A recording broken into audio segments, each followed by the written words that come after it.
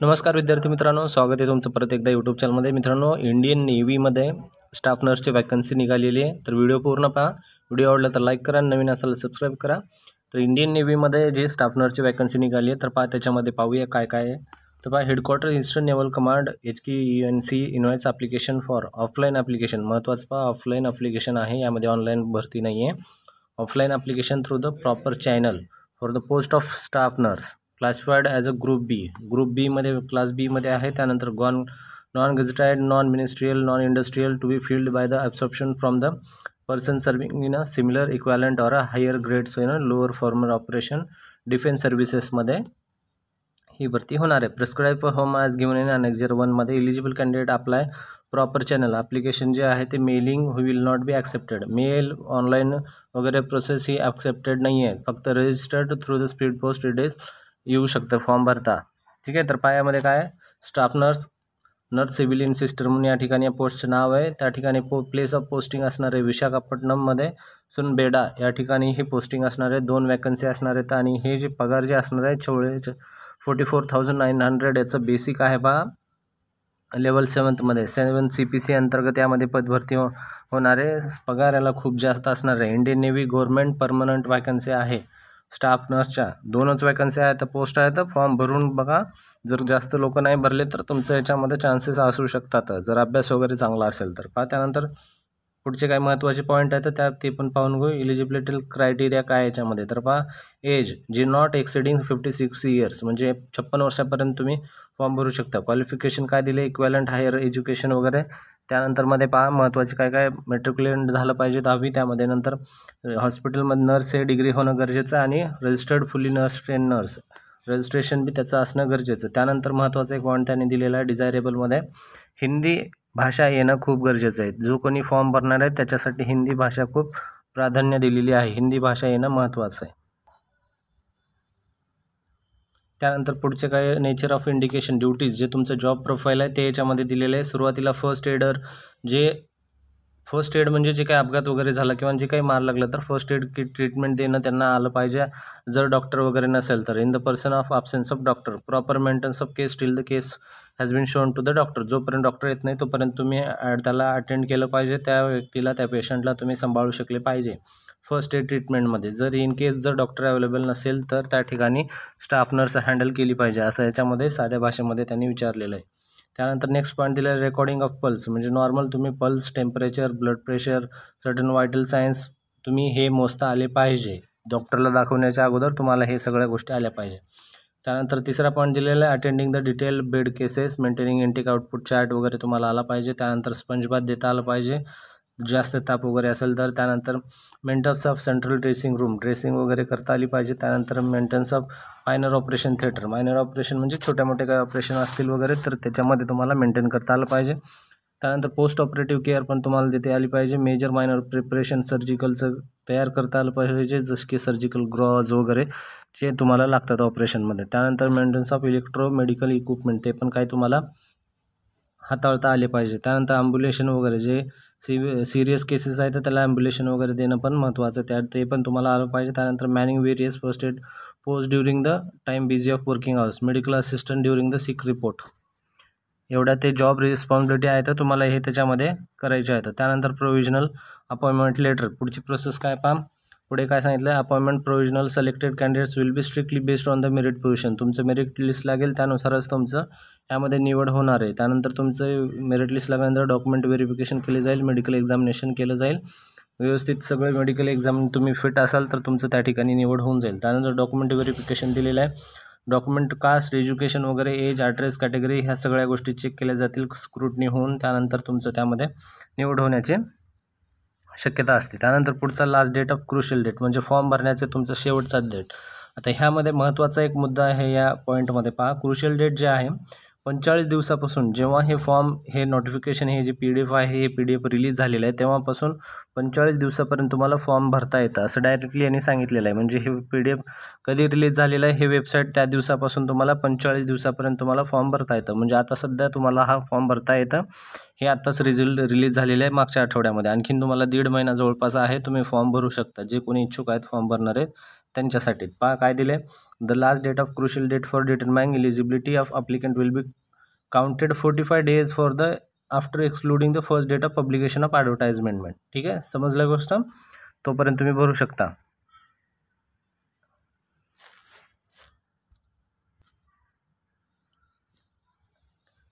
त्यानंतर how to apply आणि address. त्यानंतर भरण्याची प्रोसेस. आता ऑनलाईन फॉर्म भरण्याची प्रोसेस काय पहा. The application should be in a plain paper. या ठिकाणी हे ॲप्लिकेशन दिलेलं आहे. हे जो ॲप्लिकेशन आहे त्यामध्ये प्रिस्क्राईब फॉर्मॅट, त्यानंतर लेटेस्ट पासपोर्ट साईज फोटो वगैरे, त्यानंतर साईन वगैरे तुम्हाला सेल्फ अटेस्टेड करणं गरजेचं आहे. आणि जो ॲप्लिकेशन आहे तो application form for the post of staff nurse by absorption असं लिहून तुम्हाला ह्या ॲड्रेसवर पाठवायचं आहे. The flag commanding in chief for CRC headquarter eastern civil command, new exit building, naval base, Visakhapatnam, Andhra Pradesh. या ॲड्रेसवर तुम्हाला स्पीड पोस्ट म्हणा किंवा बाय हँड तुम्ही हे फॉर्म भरू शकता. ठीक आहे, पण हा ऑनलाईन प्रोसेस नाही आहे. ही पूर्ण प्रोसेस ही ऑफलाईन असणार आहे. त्यामुळे तुम्ही हे पूर्ण फॉर्म भरणं ही प्रोसेस ऑफलाईनच जाऊन भरायचं आहे. फॉर्मची PDF वगैरे तुम्हाला इंडियन नेव्हीच्या वेबसाईटवर भेटून जाईल. अदरवाईज तुम्ही कमेंट बॉक्समध्ये आपलं व्हॉट्सअप चॅनलची लिंक आहे, त्या ठिकाणी मी PDF टाकून ठेवतो, तिथून पण तुम्ही घेऊ शकता. ठीक आहे. त्यानंतर पुढील काही महत्त्वाचे मुद्दे आहेत. पार्ट फॉलोइंग डॉक्युमेंट्स जे लागणार आहेत तर त्याच्यामध्ये दिलेलं आहे. CR dossier original photocopies of ACR APR 5 years. त्यानंतर vigilance clearance certificate, integrity certificate, statement of major minority penalty, त्यानंतर कॅडर क्लिअरन्स सर्टिफिकेट, असे काही महत्त्वाचे त्यामध्ये डॉक्युमेंट दिलेले आहेत. त्यानंतर पहा self attested copies of certificate, marksheet वगैरे हे जनरल तुमचे कोणत्याही भरतीला जे डॉक्युमेंट्स असतात तर ते युजली तुमच्या SSC पासून ते HSC म्हणा, ग्रॅज्युएशन म्हणा, पोस्ट ग्रॅज्युएशन, त्यानंतर MSc वगैरे, आणखीन कास्टमध्ये असतील तर कास्ट, त्यानंतर व्हॅलिडिटी, अशा जनरल जे डॉक्युमेंट आहेत तर त्यानंतर आधार कार्ड वगैरे ह्या गोष्टी लागतात. ह्या गोष्टी कंपल्सरी ठेवायच्या. आणि त्यानंतर तुम्हाला तुमचे फोटोकॉपीज पण ठेवायचे. तुमचे फोटोकॉपीज पण या ठिकाणी लागतात.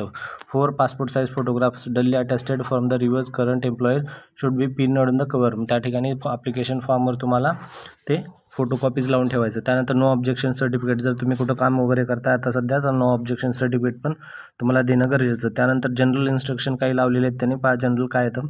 The vacancy indicated above are provisional and may be increased reduced even the NIL without assigning any reason. जे फॉर्म याच्या ठिकाणी 2 जागा आहेत ह्यामध्ये वाढू पण शकतात आणि कमी पण होऊ शकतात. हे डिपेंड करतं त्यांच्या ऑथॉरिटीवर. गरज पडली तर वाढू शकतात, नाहीतर कमी पण होऊ शकतात. त्यानंतर attested copies of educational qualification other certificates should be enclosed with the application support and candidate claim against the request eligibility criteria. Candidate may be required to produce original certificates verification. जर तुमचं या ठिकाणी निवड वगैरे झाली असेल तर तुम्हाला त्या ठिकाणी ओरिजिनल कागदपत्र पडताळण्यासाठी घेऊन जावे लागेल. या ठिकाणी ऑलरेडी मेन्शन केलेलं आहे. त्यानंतर पुढचे काही महत्त्वाचे पॉईंट पाहून घेऊ. Indian Navy reserve the right to shortlist application. त्यानंतर जेव्हा तुमचं फॉर्म वगैरे झाल्यानंतर एक शॉर्टलिस्ट वगैरे बनवली जाईल. The complaint of the reserve right to select criteria of shortlisting candidate. जी कोणती ऑथॉरिटी आहे त्यांच्यानुसारच हे सिलेक्शन केलं जाईल. यामध्ये पहा एक्झाम वगैरे या प्रोसेस संदर्भात काही सांगितलेलं नाही आहे, पण मेरिट लिस्ट लागूनच हे एक्झाम भरती होणार आहे हे तर फिक्स आहे. त्यानंतर पुढचं द करिक्युलम व्हॅटी डली supported documents will be assisted by the selection committee of selecting candidate for appointing for the post of absorption basis. Absorption basis म्हणजे परमनंट बेसिसवर. ठीक आहे, हे जे पोस्ट आहेत ह्या परमनंट आहेत ऑलरेडी तुम्हाला सांगितल्याप्रमाणे. त्यानंतर any candidate one selected shall not be allowed to withdraw or refuse join and shall be responsible for the sponsoring authority to release the selected candidate within the 1 month issue of appointment order. एकदा जर तुमची निवड झालेली असेल तर मग तुम्हाला याच्यामध्ये जाता येत नाही. जर जायचं असेल सोडून तर तुम्हाला परमिशन घ्यावे लागेल. जे ऑथॉरिटी आहे सिलेक्शन ऑथॉरिटी त्याच्यापासून तुम्हाला परमिशन घेऊन तुम्ही जॉईन करणार नाही म्हणून वगैरे तुम्हाला कल्पना द्यावी लागेल. तेव्हाच तुम्हाला याच्यात टिकून रिलीज केलं जाईल. त्यानंतर काही पुढचे महत्त्वाचे पॉईंट पहा. The last date of crucial हे जे आहे 45 दिवसानंतर आहे. Closing date of recent application. Submission of false incorrect incomplete. जे काही चुकीची वगैरे माहिती भरली तर तुमचं त्या ठिकाणी डिस्क्वालिफिकेशन केलं जाईल. त्या ठिकाणी तुमची निवड लागण्याची शक्यता नाही आहे. Convincing in a form of any bringing or influence political. तुम्ही कोणते राजकारणी याच्यावर प्रेशर दबाव वगैरे देऊ शकत नाही जेणेकरून निवड करण्यासाठी. Only provisional selected candidates will be informed for their selection after selection process. No other correspondence will not be entertained. ज्यांची निवड त्यांनी केलेली आहे तर त्यांनाच त्यांनी बोलवले वगैरे जातील पुढील कागदपत्र पडताळण्यासाठी. दुसऱ्या जे कोणी असतील त्यांना बोलवलं जाणार नाही. Selected candidates normally will have serve 2 units under the administrative headquarter of. ठीक आहे, इंडियन नेव्हीच्या अंतर्गत. त्यानंतर they posted anywhere in the Indian naval units, त्या ठिकाणी त्यांनी ऑल ओव्हर भारतामध्ये इंडियामध्ये कुठे पण तुम्हाला पोस्टिंग दिली जाऊ शकते. एका पॉईंटमध्ये त्यांनी हे मेन्शन केलेलं आहे, पण युजली तुम्हाला हे विशाखापट्टणममध्येच पोस्टिंग असणार आहे, कारण डायरेक्टली यांना स्टाफ नर्सची वॅकन्सी विशाखापट्टणममध्येच पाहिजे. त्या एरिया अंतर्गत यामध्ये तुम्हाला इंडियन नेव्हीमध्ये वॅकन्सी आहे. त्यानंतर candidate are requested to ensure their fulfilling eligibility condition before applying for the above post.